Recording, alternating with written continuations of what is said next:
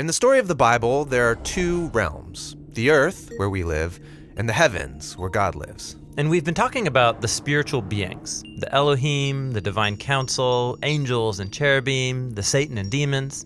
And the last character we want to focus on is humanity.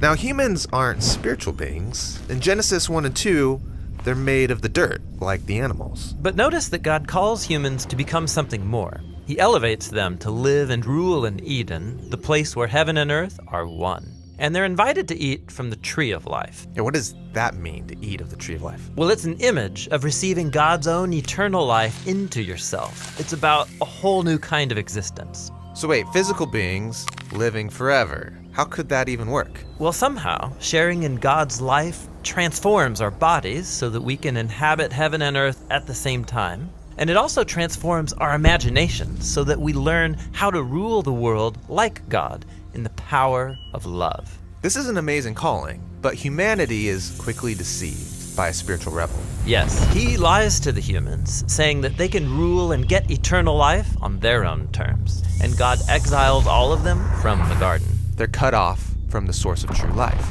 Evil and death now have power over us, and we live in a world of fear, self-preservation, and violence. But God promises that one day a human will come to defeat evil and death at their source, and to open up a new way to a reunited heaven and earth. And this promise reaches its fulfillment in Jesus. Right, when we're introduced to Jesus, he's a human, but he's also way more. Yeah, we're told that in Jesus, God and humanity have become one, so that he can restore the rest of humanity to its lost calling. And Jesus was tested by that same deceptive spiritual being, not in a garden, but out in the wilderness. Yeah, it tells Jesus the same lie. You could rule the whole world right now if you come under my authority and do things my way. But Jesus knew that that lie leads to death, so he rejected it and was victorious over the spiritual power of evil. And so then Jesus started announcing that God's heavenly rule was arriving here on earth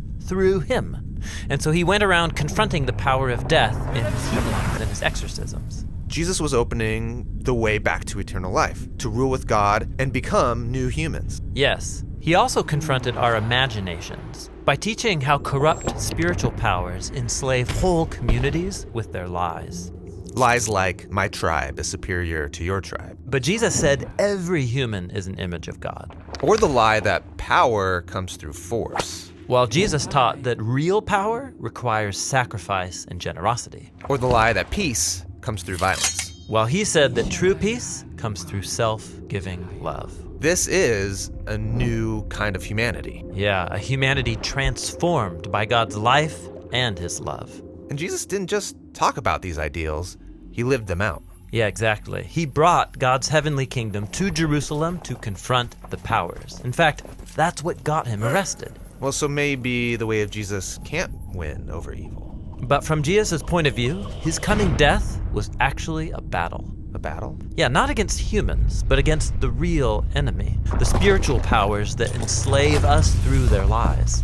Jesus gave his life and let evil do its worst. But God's love has the power to create life, even out of death. That's what happened when Jesus rose from the dead. And the risen Jesus is human, but a new kind of human. Yeah, when Jesus' followers met him alive from the dead, he had a transformed body that could live in heaven and earth at the same time. He's like a new category of human, one that can live and rule with God forever. Jesus is the new humanity that we're called to become. Right. He said that all authority in heaven and earth belongs to him, and then he sent out his followers to announce that his eternal life is available to us now, in the present.